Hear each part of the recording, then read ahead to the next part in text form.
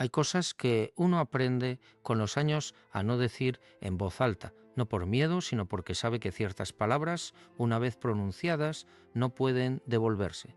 He investigado durante décadas fenómenos que la ciencia oficial prefiere ignorar, testimonios que ningún archivo reconoce, documentos que circulan entre manos discretas y que jamás verán la luz de una biblioteca pública. Y en todo ese tiempo, pocas veces he sentido lo que sentí cuando comencé a rastrear lo que voy a contarte hoy. Porque esto no es una especulación, no es una teoría construida sobre arena. Esto es algo que está ocurriendo ahora mismo mientras tú y yo respiramos, mientras el mundo sigue girando con aparente normalidad. 7 profecías bíblicas relacionadas con Israel que, según los datos que he podido reunir, los textos que he consultado y los testimonios que he escuchado en privado, podrían cumplirse antes de que termine este mes de abril. Sé lo que estás pensando, lo mismo pensé yo la primera vez que alguien me lo planteó. Pero escúchame hasta el final, porque lo que voy a revelarte no es lo que imaginas, y lo más inquietante no está al principio. Está justo donde menos lo esperas. Comencemos desde el principio, o más bien desde donde los registros empiezan a volverse extraños. Llevo más de 30 años estudiando textos proféticos, no como teólogo, sino como investigador, como alguien que busca patrones donde otros ven poesía antigua. Y lo que he encontrado en esos textos no me ha dejado dormir en paz durante mucho tiempo.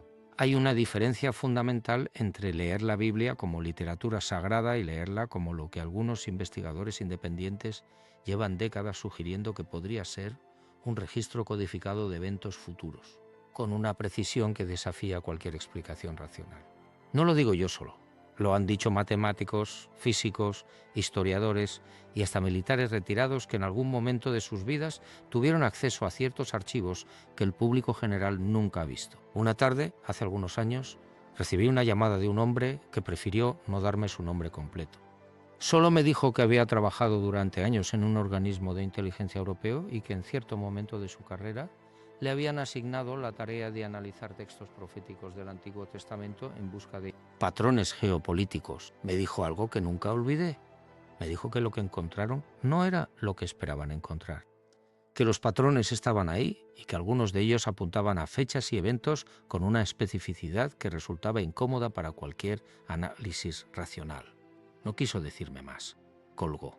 Y yo me quedé con esa frase resonando en la cabeza durante semanas.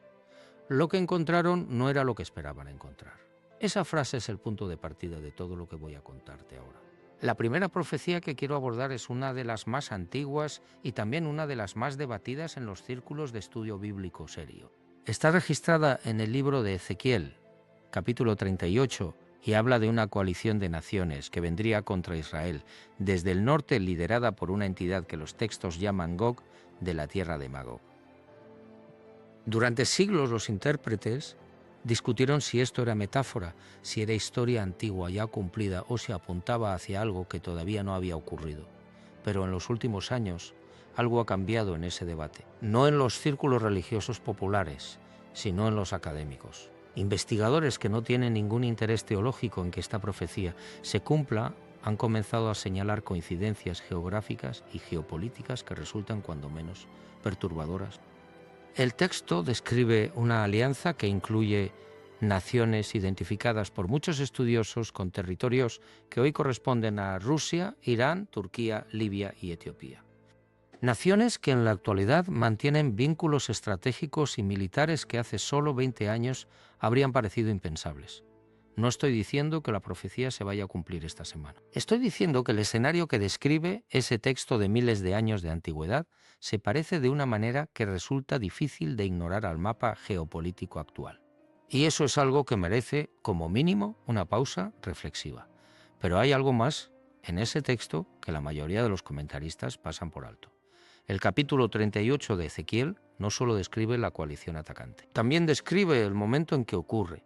Dice que sucederá cuando Israel habite con seguridad, cuando su pueblo haya sido reunido de entre las naciones. Y aquí es donde la cosa se pone realmente interesante, porque ese proceso de reunión, conocido en el contexto bíblico como el regreso del exilio, comenzó formalmente en el siglo XX con la creación del Estado de Israel en 1948. Un evento que, dicho sea de paso, Muchos estudiosos de profecía señalan como el cumplimiento de otra profecía anterior, la del capítulo 37 del mismo libro de Ezequiel, donde se habla de huesos secos que vuelven a la vida como nación. Piénsalo un momento.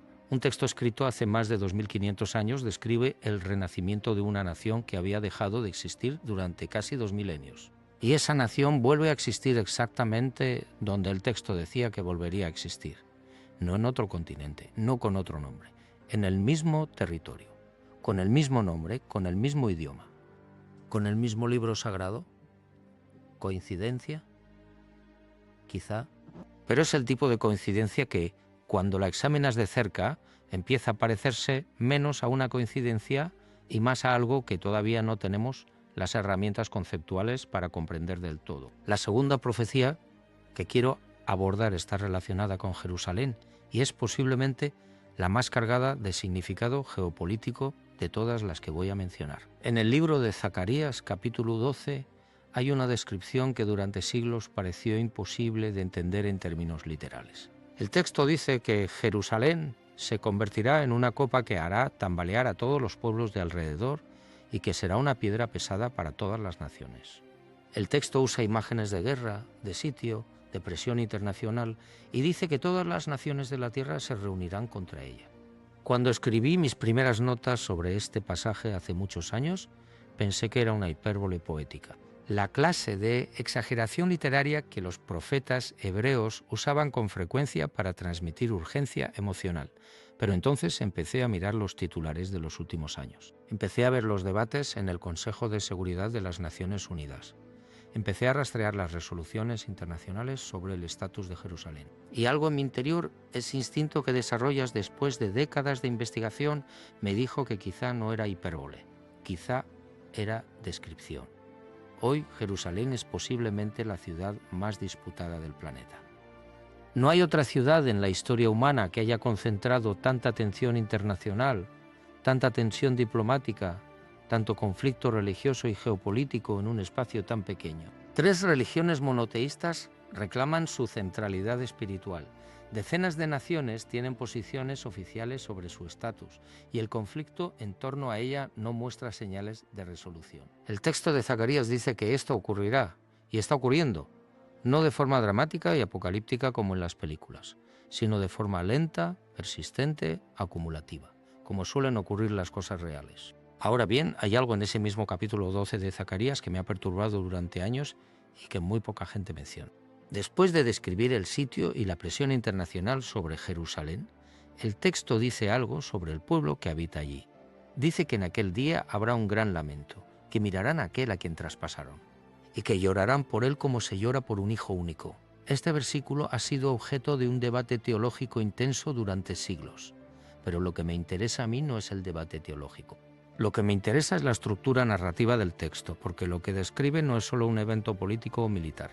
Describe una transformación interior, un momento de reconocimiento colectivo que el texto sitúa en el contexto de una crisis existencial para esa nación. Y eso, en términos de investigación de fenómenos de conciencia colectiva, es algo que no he podido dejar de pensar. ¿Qué tipo de evento podría provocar ese nivel de transformación en una nación entera? ¿Qué tendría que ocurrir para que un pueblo entero, en medio de una guerra, experimentara algo así? No tengo respuesta, pero la pregunta me persigue. La tercera profecía nos lleva a un terreno todavía más específico y, si me permites decirlo, todavía más inquietante. El libro de Daniel, uno de los textos más estudiados y también más controvertidos de toda la Biblia hebrea, contiene una serie de visiones que los estudiosos han intentado descifrar durante siglos. Hay una en particular que me ha ocupado más tiempo que ninguna otra, es la visión de las 70 semanas en el capítulo 9. Sin entrar en los detalles técnicos del debate cronológico, porque eso nos llevaría horas, lo que quiero señalar es algo que los investigadores más serios de este texto han notado desde hace tiempo. El texto de Daniel describe una secuencia de eventos que incluye la reconstrucción de Jerusalén, la llegada de un personaje específico, su eliminación, la destrucción del templo y luego un periodo final de tribulación. Lo que resulta extraordinario es que la primera parte de esa secuencia, la que incluye la reconstrucción de Jerusalén y la destrucción del templo, ocurrió con una precisión cronológica que matemáticos y astrónomos han verificado de forma independiente. El templo fue destruido exactamente cuando el texto indicaba que sería destruido. Esto no es interpretación religiosa, es matemática histórica. Y si la primera parte de la secuencia ocurrió con esa precisión, la pregunta que ningún investigador honesto puede evitar hacerse es: ¿qué nos dice eso sobre la parte que todavía no ha ocurrido? Déjame pausar aquí un momento, porque sé que algunos de vosotros estáis pensando en algo. Estáis pensando que esto suena a predicación religiosa disfrazada de investigación. Lo entiendo. Yo mismo me hice esa misma objeción durante años.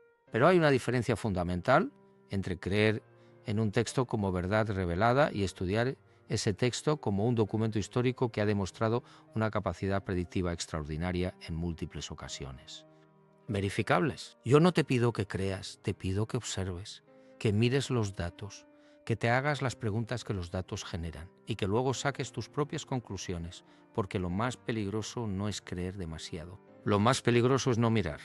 La cuarta profecía me llevó a una investigación que duró casi 2 años y que me puso en contacto con personas que prefirieron hablar conmigo en lugares poco convencionales. Una de esas conversaciones ocurrió en una ciudad del norte de Europa, en un café que ya no existe, con un arqueólogo que había trabajado en excavaciones en la región de Cisjordania y que tenía información sobre ciertos hallazgos que nunca habían sido publicados oficialmente. Me habló de estructuras subterráneas bajo el monte del templo en Jerusalén, de cámaras que los arqueólogos israelíes habían documentado, pero cuyo contenido nunca se había hecho público. Me dijo que lo que había en esas cámaras no era simplemente material arqueológico, que había documentos, que había objetos cuya naturaleza exacta no quiso especificar, pero que, según sus palabras, cambiarían la forma en que entendemos la historia de esa región y quizá de la humanidad entera. No pude verificar todo lo que me dijo. Parte de lo que describió coincidía con información que había encontrado en fuentes independientes, parte no. Pero lo que sí puedo decirte es que la profecía que estaba investigando en aquel momento, la del libro de Isaías, capítulo 66, habla de algo que ocurrirá en relación con ese monte y con lo que hay en él, que todavía no ha sido revelado. El texto habla de un nacimiento repentino, de algo que emerge de forma inesperada, de una revelación que toma al mundo por sorpresa. Y lo que ese arqueólogo me describió, si era cierto, encajaba de una manera que me resultó difícil de ignorar. ¿Qué hay bajo el monte del templo? No lo sé con certeza, nadie que hable públicamente lo sabe. Pero hay personas que sí lo saben y su silencio es en sí mismo una forma de información. La quinta profecía es la que más me ha costado escribir, no porque sea la más oscura, sino porque es la más personal.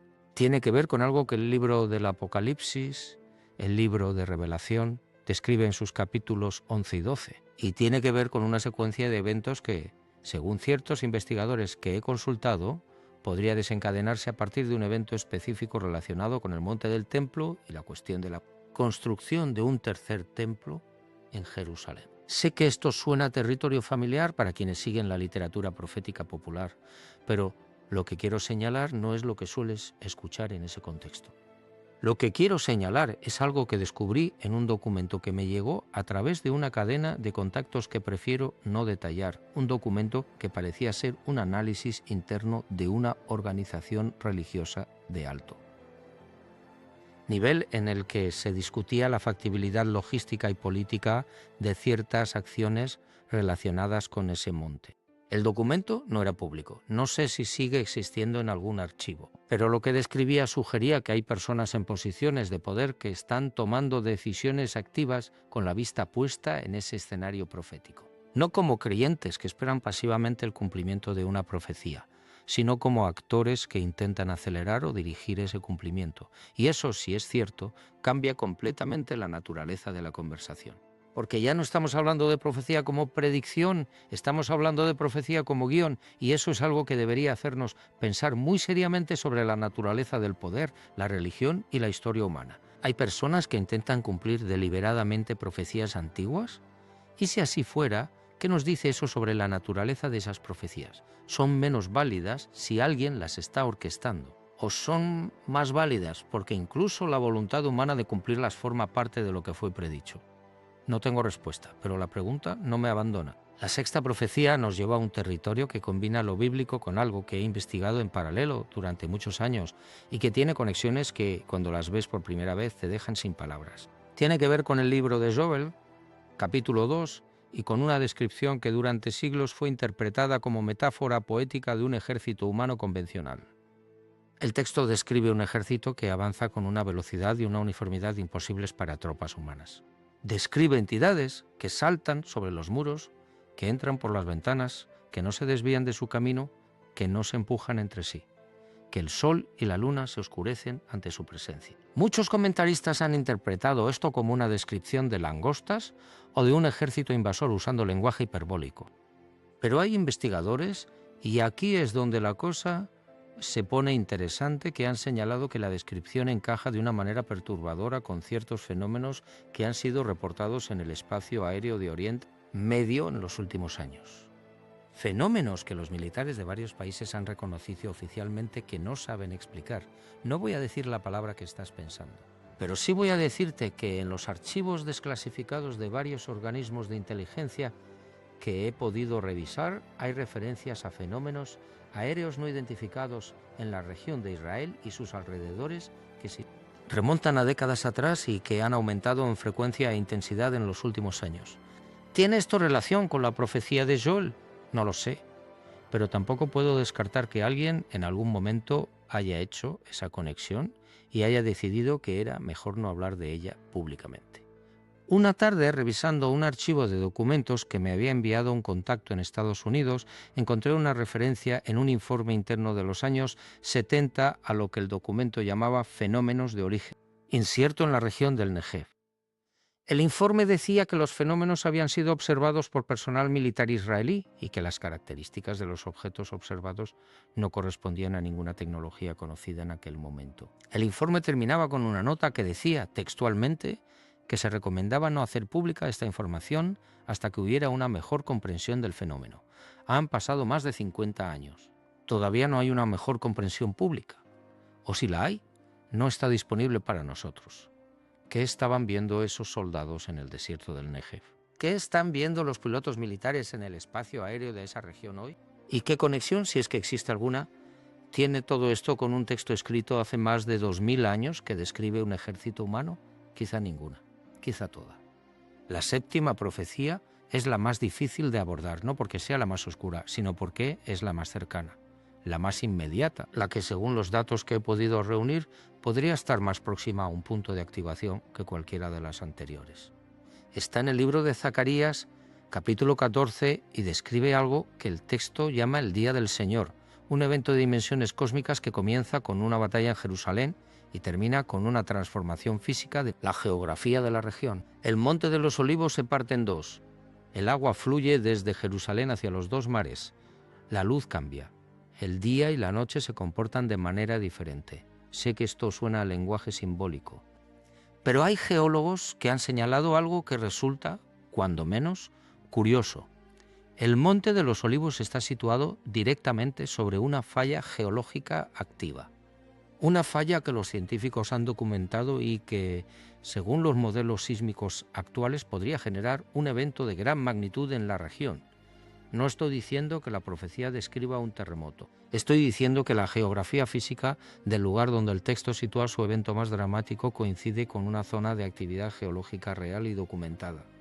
Y que esa coincidencia, como todas las coincidencias en este tipo de investigación, merece al menos una mirada. Pero lo que más me interesa de este capítulo 14 de Zacarías no es la descripción geológica. Es lo que dice sobre el contexto político y militar que precede al evento. Dice que todas las naciones serán reunidas contra Jerusalén, que la ciudad será tomada, que habrá un momento de oscuridad absoluta. Y luego algo que cambia todo.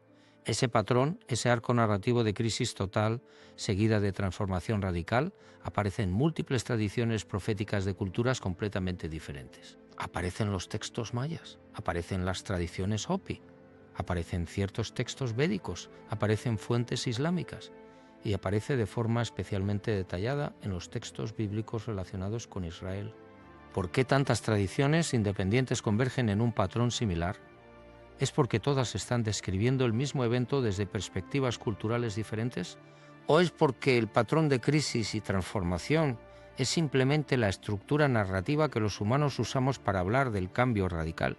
No lo sé, pero la convergencia me parece significativa. Y no soy el único que lo ha notado. Hace algunos años asistí a una reunión privada en la que participaban investigadores de varios países con formaciones muy diversas. Había un físico teórico, un historiador de las religiones, un exanalista de inteligencia y un sacerdote que había trabajado durante décadas en el Vaticano. No era una reunión formal, era una conversación entre personas que habían llegado por caminos completamente diferentes a hacerse las mismas preguntas.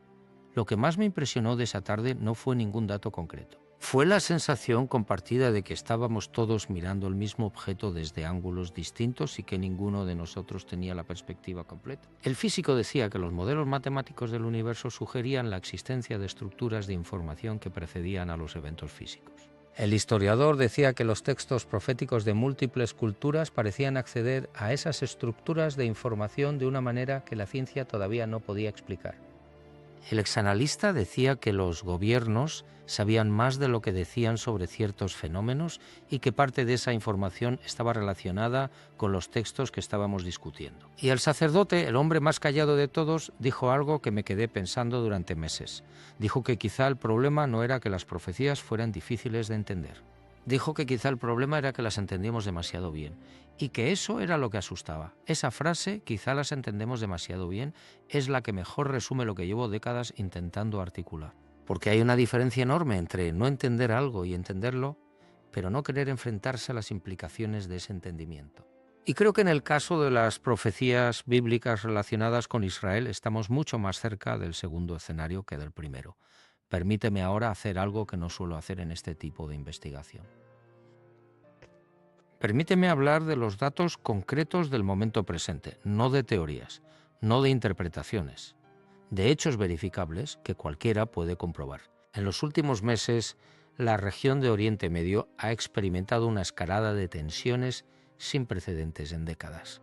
Las alianzas militares que el texto de Ezequiel describe como parte de la coalición de Gog y Magog están más activas y más coordinadas que en ningún momento de la historia reciente.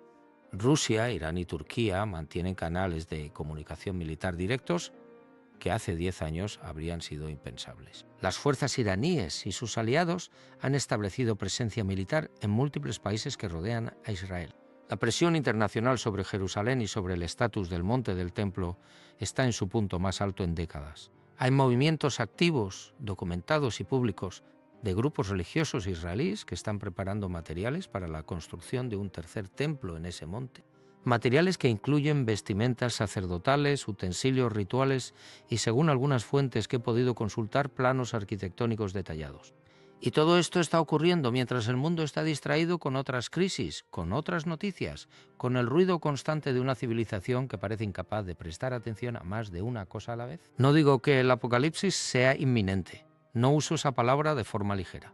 Lo que digo es que el escenario que los textos proféticos describían como precondición para ciertos eventos está más completamente formado hoy que en ningún otro momento de la historia. Y eso, independientemente de lo que uno crea sobre la naturaleza de esos textos, es algo que merece atención. Quiero hablar ahora de algo que no suele aparecer en las discusiones sobre profecía bíblica, pero que, en mi investigación, ha resultado ser uno de los elementos más perturbadores de todo el rompecabezas. Tiene que ver con la naturaleza del tiempo, con la posibilidad de que el tiempo no funcione de la manera lineal en que nuestra mente cotidiana lo experimenta. Hay físicos, no filósofos, no poetas, físicos con doctorados y publicaciones en revistas revisadas por pares que han propuesto modelos del universo en los que el tiempo no es una línea que va del pasado al futuro, sino algo más parecido a un espacio en el que todos los momentos coexisten simultáneamente. En estos modelos, el futuro no es algo que todavía no ha ocurrido. Es algo que ya existe, pero al que todavía no hemos llegado desde nuestra perspectiva temporal. Si esto es así, si el tiempo tiene esa estructura, entonces la profecía no es magia. No es sobrenatural en el sentido popular del término. Es simplemente acceso a información que existe en una dimensión del tiempo a la que la mayoría de los humanos no tenemos acceso ordinario, y eso cambia completamente la conversación. Porque entonces la pregunta no es si las profecías son reales, la pregunta es cómo funciona ese acceso. ¿Quién lo tiene? ¿Por qué? ¿Y qué nos dice sobre la naturaleza de la conciencia humana? He hablado con personas que describen experiencias que solo puedo llamar visionarias.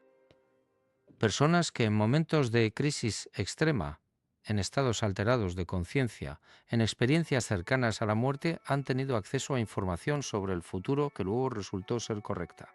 No estoy hablando de adivinos de feria. Estoy hablando de personas comunes, sin ningún interés en ser consideradas especiales, que vivieron experiencias que no podían explicar y que prefirieron no contar públicamente por miedo a no ser creídas. Una de esas personas era una mujer que había tenido una experiencia cercana a la muerte después de un accidente de tráfico. Me buscó después de leer uno de mis libros porque quería compartir algo que llevaba años guardando. Me dijo que durante esa experiencia había visto algo. No un túnel de luz, no figuras celestiales. Había visto una secuencia de eventos futuros relacionados con una ciudad que ella reconoció como Jerusalén, aunque nunca había estado allí ni tenía ningún interés especial en esa ciudad. Me describió imágenes de fuego, de multitudes, de una luz que venía de una dirección inesperada. Y me dijo que en esa visión había sentido, con una claridad que no había sentido nunca en su vida ordinaria, que lo que estaba viendo no era una posibilidad, era una certeza. No sé qué hacer con ese testimonio. No puedo refutarlo, pero tampoco puedo ignorarlo porque encaja con demasiadas otras cosas que he encontrado en décadas de investigación. Y porque la mujer que me lo contó no tenía ningún interés en convencerme de nada. Solo quería que alguien lo escuchara. ¿Has tenido tú alguna experiencia así? ¿Algo que viste o sentiste y que no podías explicar con las categorías habituales de la realidad? Puedes dejarlo en los comentarios si quieres. Quizá no eres el único. Volvamos a las profecías.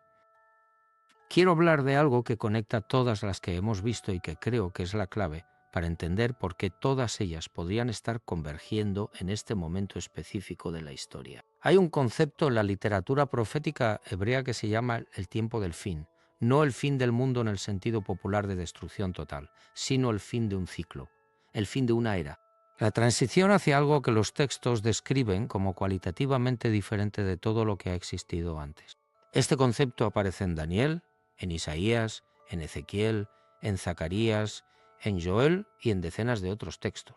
Y lo que todos esos textos tienen en común es que sitúan ese momento de transición en el contexto de una crisis específica relacionada con Israel y Jerusalén, no con el mundo en general, con ese lugar específico, con ese pueblo específico. ¿Por qué? ¿Por qué ese lugar? ¿Por qué ese pueblo? He pensado mucho en esta pregunta.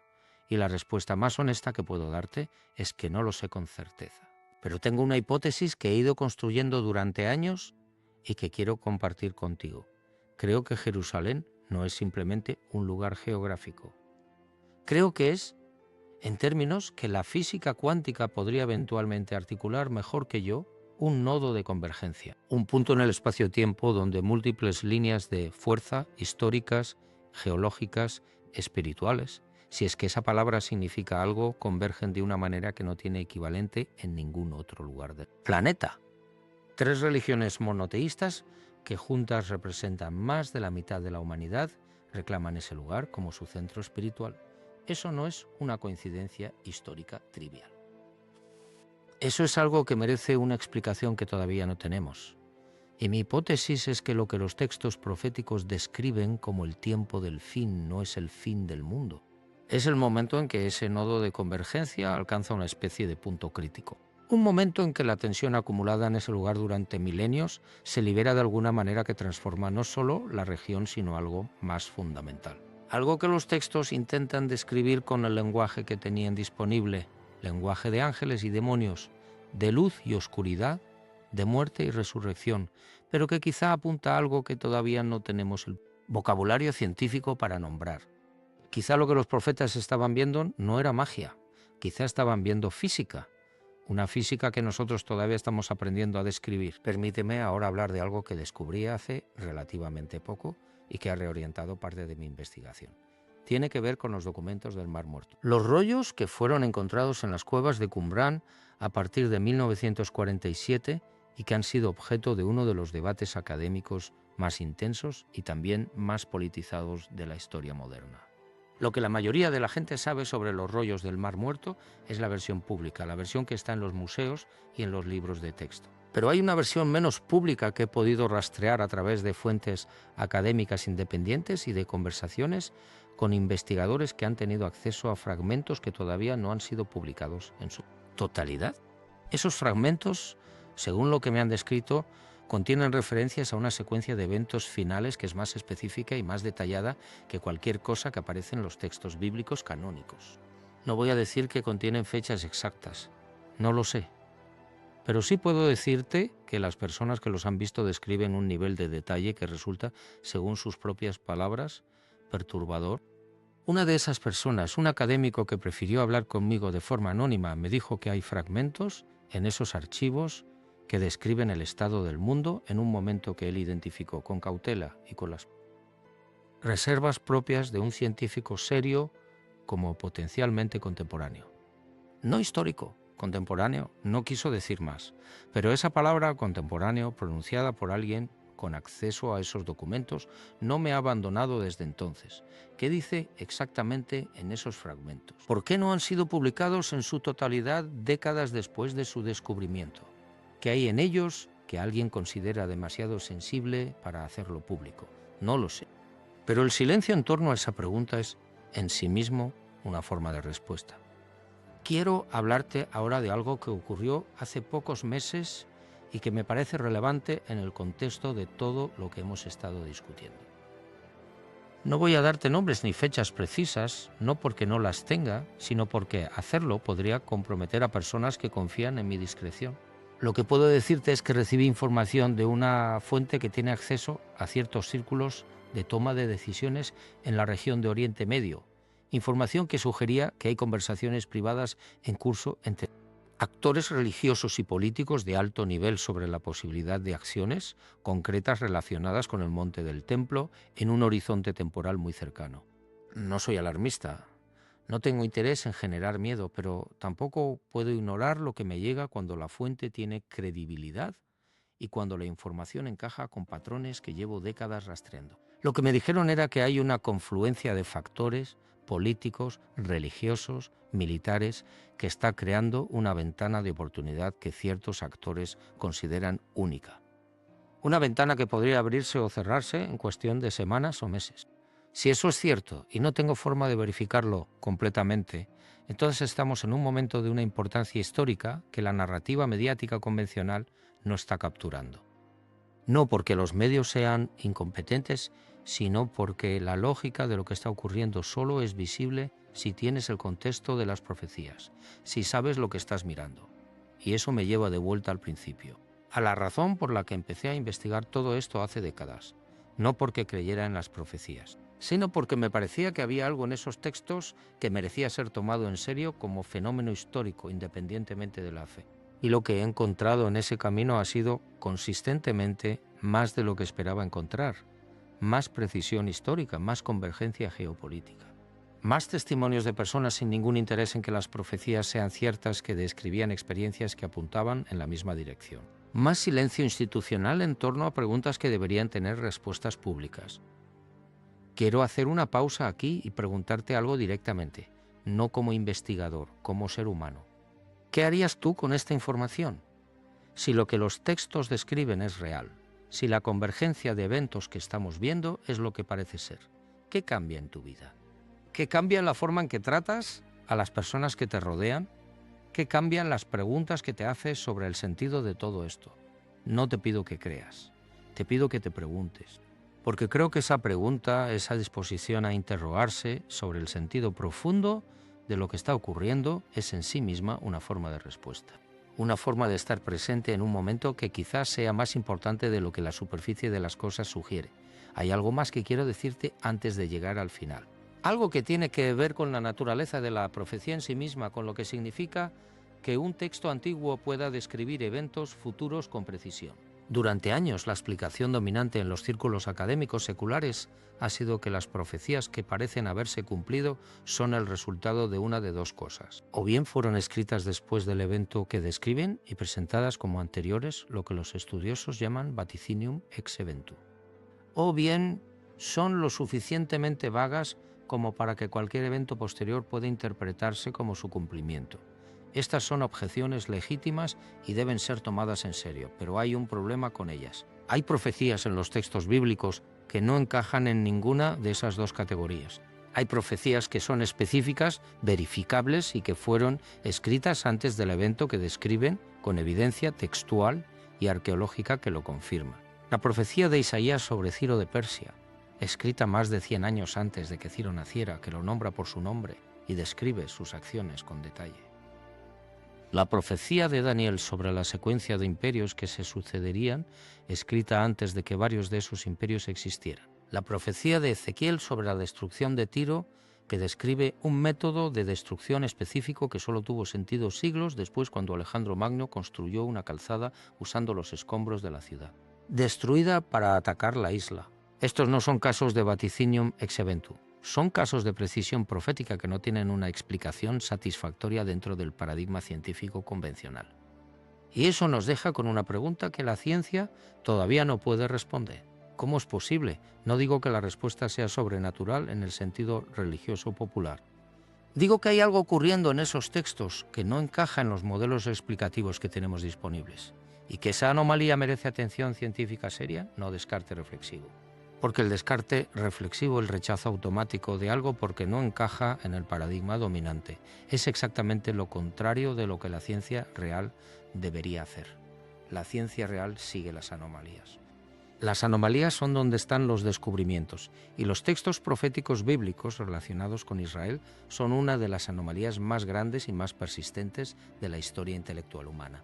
Volvamos a las 7 profecías y a por qué creo que este mes de abril podría ser significativo. No voy a darte una fecha exacta, no porque no quiera, sino porque no la tengo. Lo que tengo es una convergencia de factores que, tomados juntos, sugieren una ventana temporal de activación que varios de los investigadores con los que he hablado sitúan en este periodo. El primer factor es geopolítico. La alineación actual de potencias en torno a Israel es la más cercana al escenario descrito en Ezequiel 38 que hemos visto en la historia moderna. El segundo factor es religioso. Los movimientos dentro de Israel orientados a la reconstrucción del templo están más avanzados y más organizados que en ningún momento anterior. El tercer factor es astronómico. Hay configuraciones celestes en este periodo que tienen precedentes históricos significativos en relación con eventos importantes en la historia de Israel. No voy a entrar en detalles técnicos aquí, pero hay investigadores que han documentado estas correlaciones con rigor. El cuarto factor es lo que podría llamar la acumulación de señales menores.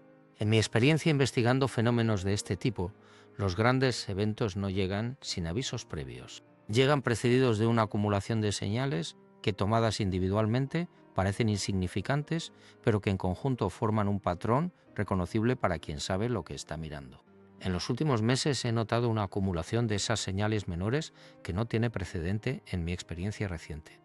No voy a enumerarlas todas, pero sí voy a decirte que cuando alguien con décadas de experiencia en este tipo de investigación dice que algo se siente diferente, merece al menos que le prestes atención. ¿Qué significa todo esto para ti? Para tu vida cotidiana, para las personas que amas, no lo sé. Cada uno tiene que hacer esa pregunta desde su propia perspectiva, su propia fe o su propia falta de ella, su propio contexto de vida. Lo que sí puedo decirte es que, en mi experiencia, los momentos de mayor transformación histórica son también los momentos de mayor oportunidad personal.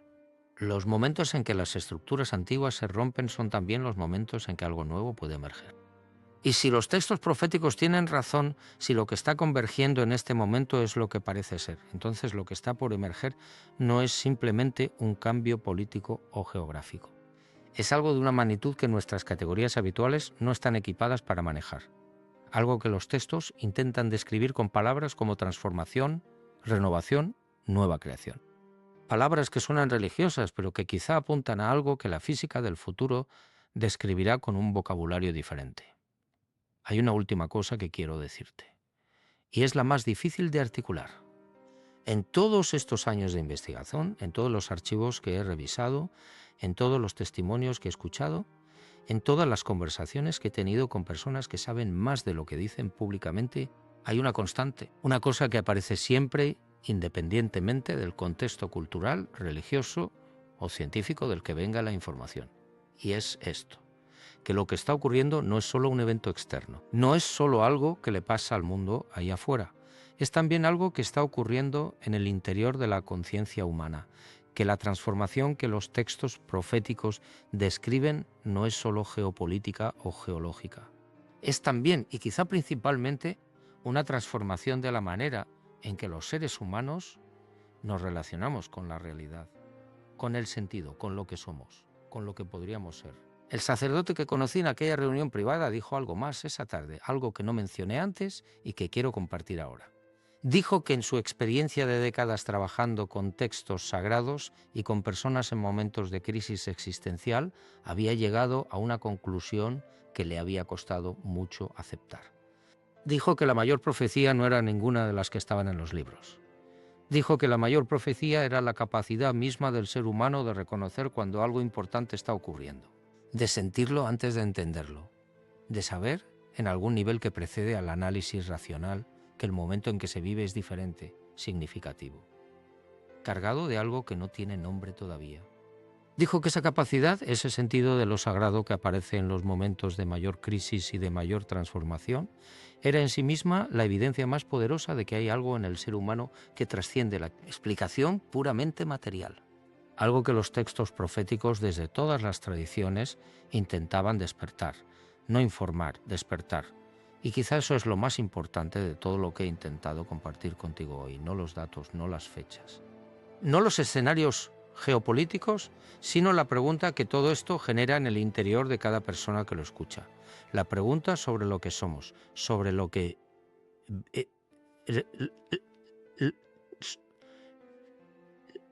viene y sobre qué significa estar vivo en este momento específico de la historia. Porque si hay algo que décadas de investigación me han enseñado es que los momentos de mayor oscuridad son también los momentos de mayor posibilidad, que las crisis más profundas son también las puertas de las transformaciones más radicales, y que la diferencia entre los que sobreviven a esos momentos transformados y los que los atraviesan sin cambiar no está en la información que tienen, está en la disposición a mirar, a preguntar, a no cerrar los ojos ante lo que resulta incómodo o difícil de integrar en la visión del mundo que uno ya tiene.